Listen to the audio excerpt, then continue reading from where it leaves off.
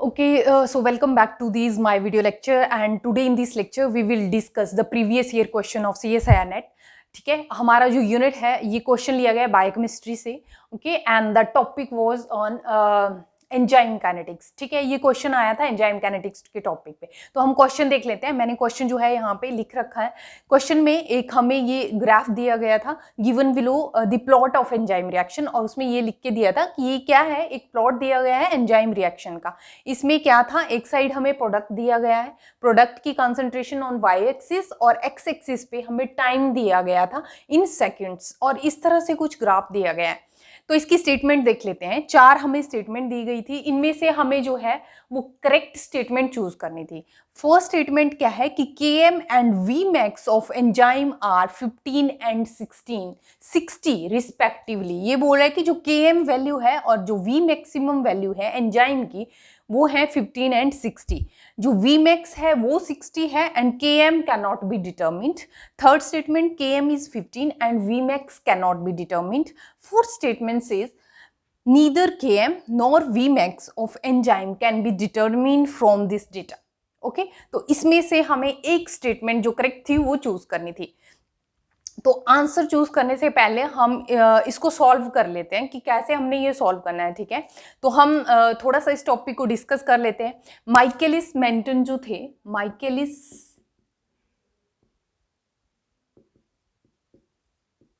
Menten, ये जो scientist थे माइकेलिस एंड मेंटन, इन्होंने स्टडी किया था एंजाइम रिएक्शंस को. तो उन्होंने देखा कि जो ऐसी रिएक्शंस जो एंजाइम कैटालाइज कर रहे हैं, ठीक है, उसमें क्या होता है कि जो रेट है रिएक्शन का, रेट बोल सकते हैं, वेलोसिटी ऑफ रिएक्शन भी बोल सकते हैं. ठीक है, उन्होंने देखा कि जो रेट है और वेलोसिटी जिसको हम बोलते हैं रिएक्शन की, ठीक है, वो किस तरह से वेरी कर रही है. वो वेरी कर रही है कि जैसे जैसे हमारा सबस्ट्रेट जो है, सबस्ट्रेट की जो कॉन्सेंट्रेशन है वो इंक्रीज करेगी. ठीक है, वो इंक्रीज करेगी, वैसे वैसे जो है हमारा जो रेट या वेलोसिटी, रेट ऑफ रिएक्शन जो है वो भी इंक्रीज करेगा. ठीक है, ये इन्होंने स्टडी किया. माइकेलिस एंड मेंटन ने क्या स्टडी किया, जैसे जैसे सबस्ट्रेट की कंसंट्रेशन को हम इंक्रीज करेंगे वैसे वैसे क्या है, रेट या velocity of reaction also increases. तो इसके बोलने का मतलब क्या है कि जो रेट है रिएक्शन का वो किस पे डिपेंड कर रहा है, on the concentration of substrate. Okay, so यहां से हम एक और चीज देख लेते हैं कि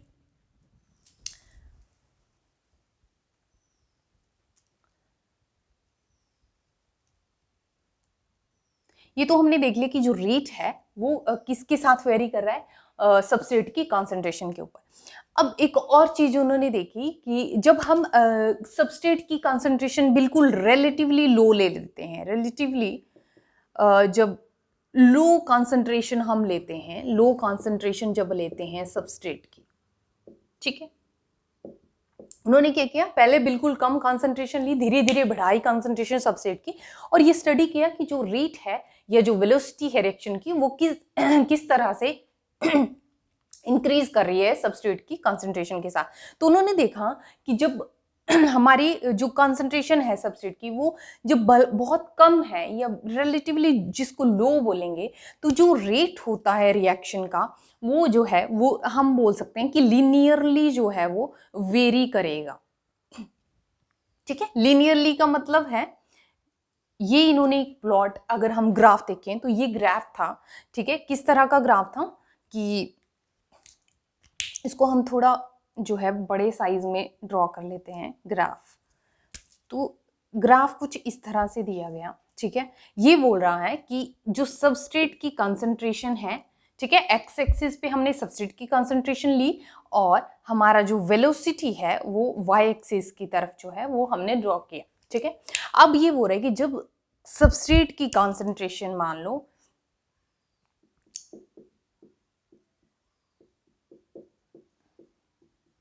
इस तरह से, मैंने कोई भी रेंडमली वैल्यू ले ली है. ठीक है, 15, 20, 25, 30, 35, ठीक है, इस तरह से. तो ये बोल रहा है कि जब बहुत कम कंसंट्रेशन है हमारे सबस्ट्रेट की, ठीक है, तो वो लीनियरली जो है वो इस तरह से लीनियरली वेरी कर रहा है, ठीक है। ये थोड़ा सा स्ट्रेट लाइन है। बोलने का मतलब है जब सबस्ट्रेट की कंसंट्रेशन इनिशियल कंसंट्रेशन है तो ये एकदम लीनियरली वेरी कर रहा है, मींस कि अगर इसकी कंसंट्रेशन बढ़ी तो वेलोसिटी भी इंक्रीज की, ठीक है, इसके साथ साथ। बट अब जैसे धीरे धीरे हमने सबस्ट्रेट की कंसंट्रेशन को फर्दर जो है वो इंक्रीज किया, ठीक है, फर्दर इंक्रीज किया तो वो क्या करेगी, एक जगह आके इस तरह से कर्व देता है। फर्दर हम पहले तो लीनियरली किया, फिर धीरे धीरे जैसे हमने सबस्ट्रेट की कंसंट्रेशन बढ़ाई तो एक स्टेज ऐसी आती है जब सबस्ट्रेट की कंसंट्रेशन हम इंक्रीज करते रहेंगे बट वेलोसिटी उसके साथ इंक्रीज नहीं करेगी। अब ये एक ऐसी सिचुएशन यहाँ पे आती है, मान लो ये हमने यहाँ पे ड्रॉ कर लिया, तो दिस इज दी वेलोसिटी, ठीक है, जो क्या है, एक मैक्सिमम वेलोसिटी जिसको हम बोलेंगे। इसको अगर हम देखें तो ये वैल्यू क्या आएगी, मैक्सिमम वेलोसिटी, इसके ऊपर फर्दर वेलोसिटी इंक्रीज नहीं कर रही। ये एक ऐसी वैल्यू है जहां जो सबसे ज्यादा वेलोसिटी की वैल्यू अटेन्ड है, ठीक है, ग्राफ में। तो इसके ऊपर अगर हम सबस्ट्रेट की कंसंट्रेशन को, इस साइड सबस्ट्रेट की कंसंट्रेशन इंक्रीज करिए, हम सबस्ट्रेट की कंसंट्रेशन को इंक्रीज कर रहे हैं बट वेलोसिटी यहाँ पे इंक्रीज नहीं कर रही। वेलोसिटी क्या है, यहाँ पे कांस्टेंट है, ठीक है, तो ये कांस्टेंट जो है एक वैल्यू अटेन्ड आ गई, ठीक है, यहाँ पे क्या हो गया, एक कांस्टेंट वैल्यू अटेन हो गई रिएक्शन की, वेलोसिटी की, और सबस्ट्रेट की कंसंट्रेशन हम बढ़ाते गए पर उसका कोई जो है इफेक्ट नहीं था वेलोसिटी पे, ठीक है। तो ये एक कर्व आती है, ठीक है, इस तरह से हमारी कर्व जो है वो मिलती है हमें डेटा से, तो हम क्या बोलते हैं कि ये ग्राफ जो मिला हमें, जो किसके बीच में था ग्राफ, ये ग्राफ था हमारा सबस्ट्रेट की कंसंट्रेशन और वेलोसिटी के बीच में, ठीक है, तो ये ग्राफ किसके बीच में है, वेलोसिटी और सबस्ट्रेट की कंसंट्रेशन। तो ये कैसा ग्राफ है, अगर हम ग्राफ की इसकी कर्व की शेप देखें तो it is a hyperbolic relationship. Hyperbolic relationship है किसके बीच में, between substrate and concentration of substrate and velocity, ठीक है, velocity, ओके। हाइपरबोलिक कर्व इस तरह से होती है, ठीक है, मींस पहले तो ये लीनियर इंक्रीज की, एक मैक्सिमम वैल्यू इसने अटेन की, उसके बाद ये कांस्टेंट हो गया। कांस्टेंट हो गया वेलोसिटी, मींस कि अगर हम सबस्ट्रेट को बढ़ाते गए पर वेलोसिटी जो है वो फर्दर इंक्रीज नहीं हुई, तो एक हमें हाइपरबोलिक कर्व यहाँ पे मिली है। अब ऐसी जो एक यहाँ पे ना एक और टर्म इंट्रोड्यूस की गई, KM, जो हम क्वेश्चन में भी देख सकते हैं, ठीक है, KM एक वर्ड यहाँ पे आ रहा है, एक Vmax आ रहा है। Vmax हमें क्लियर हो गया कि ये एक मैक्सिमम वेलोसिटी है जो अटेन की जाती है रिएक्शन से, रिएक्शन की, ठीक है, एंजाइम कैटालाइज जो रिएक्शन है उनमें एक जो वेलोसिटी है वो मैक्सिमम लेवल अटेन किया जाता है, उसके फर्दर वेलोसिटी इंक्रीज नहीं करते, तो इसी को Vmax बोलते हैं, ये जो मैक्सिमम वेलोसिटी आ गई हमारे पास, ठीक है, एक तो हो गया Vmax, ठीक है। सेकेंड टर्म एक यहाँ पे KM वैल्यू बोलते हैं, इसको एक्चुअली माइकेलिस कांस्टेंट बोला जाता है। माइकेलिस कांस्टेंट है क्या, ये माइकेलिस कांस्टेंट, बट इसको भी हम डिफाइन कर लेते हैं कि what you understand by this KM value. तो KM वैल्यू है क्या, टेक्निकली हम यहीं से देख लेंगे ग्राफ से।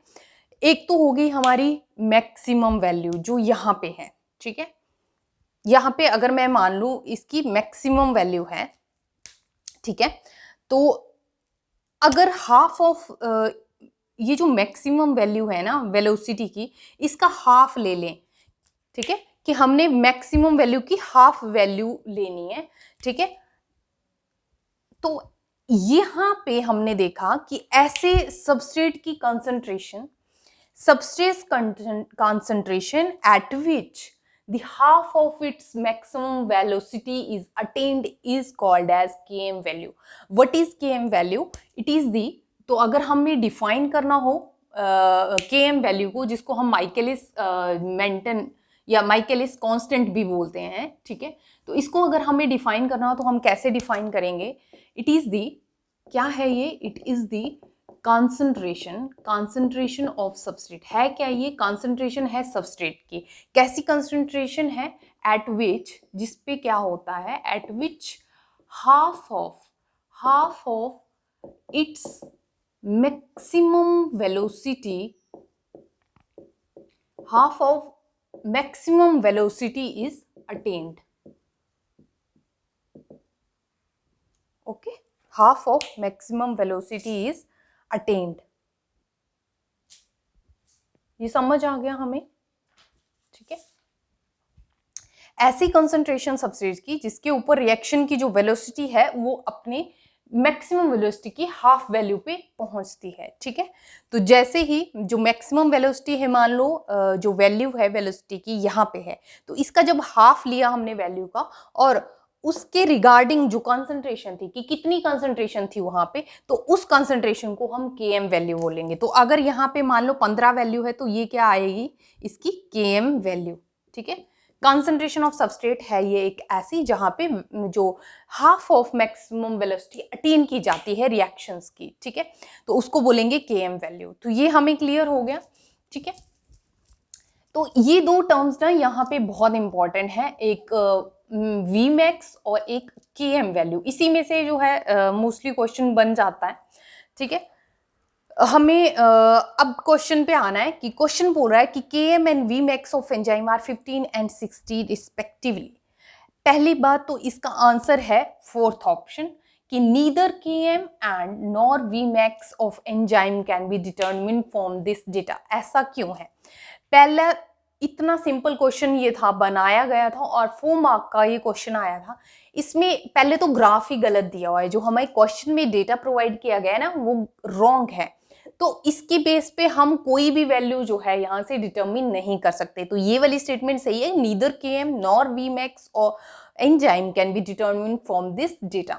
क्यों है ऐसा? क्योंकि देखो, जो माइकेलिस मेंटन जो ग्राफ है जो एंजाइम का रिएक्शन का, वो किसके बीच में होता है? वेलोसिटी और सबस्ट्रेट के बीच में।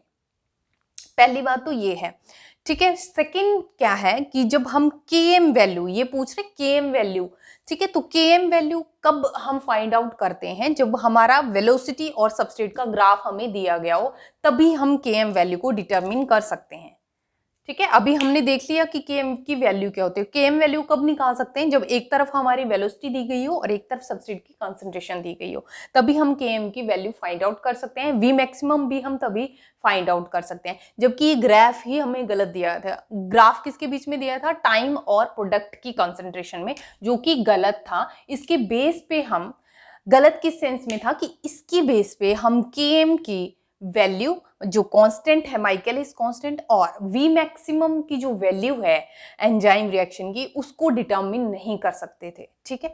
तो इसके इस प्लॉट से ये कोई भी जो वैल्यूज दी गई थी यहाँ पे, ये रेलेवेंट आंसर नहीं था, ठीक है। तो ये सारी जो है वो इनकरेक्ट है स्टेटमेंट, इनमें से यही करेक्ट एक स्टेटमेंट थी, ठीक है। और अगर हम इस टॉपिक का देखें टू द पॉइंट, हमें क्या चीजें माइंड में रखनी है, ठीक है। तो एक और यहाँ पे बहुत इंपॉर्टेंट इक्वेशन जो थी, माइकेलिस मेंटन ने एंजाइम काइनेटिक्स के लिए एक मैथमेटिकल इक्वेशन भी ड्रॉ की थी, ठीक है, जिसको माइकेलिस मेंटन इक्वेशन भी बोला जाता है। इसको हम ड्राइव भी कर सकते हैं, बट हमें ये रिक्वायर्ड नहीं है एग्जाम के लिए, ठीक है। हमें वही चीजें देखनी है जो हमारे एग्जामिनेशन पॉइंट ऑफ व्यू से आती है। ऐसा नहीं है कि ये ड्राइव की गई हैं बुक्स में इक्वेशंस, बस ये हमारा जो है वो कंसर्न नहीं है इक्वेशन को ड्राइव करना। हमें सिर्फ इतना पूछा जाता है कि जो माइकेलिस मेंटन इक्वेशन है, व्हाट इज दिस, ठीक है, कि क्या है? तो velocity is equals to Vmax into substrate concentration divided by Km plus substrate concentration. ये है हमारी माइकेलिस मेंटन की इक्वेशन, ठीक है। ये वैल्यू हमें इस तरह से, ये हमें इक्वेशन ध्यान में रखनी है, ठीक है, क्योंकि हमारे एग्जामिनेशन में बहुत सारी यूनिट्स हैं, तो हमें बहुत सारी इंफॉर्मेशन हम जो है वैसे भी माइंड में नहीं रख सकते। हमें जो रेलेवेंट इंफॉर्मेशन है वही रखनी है।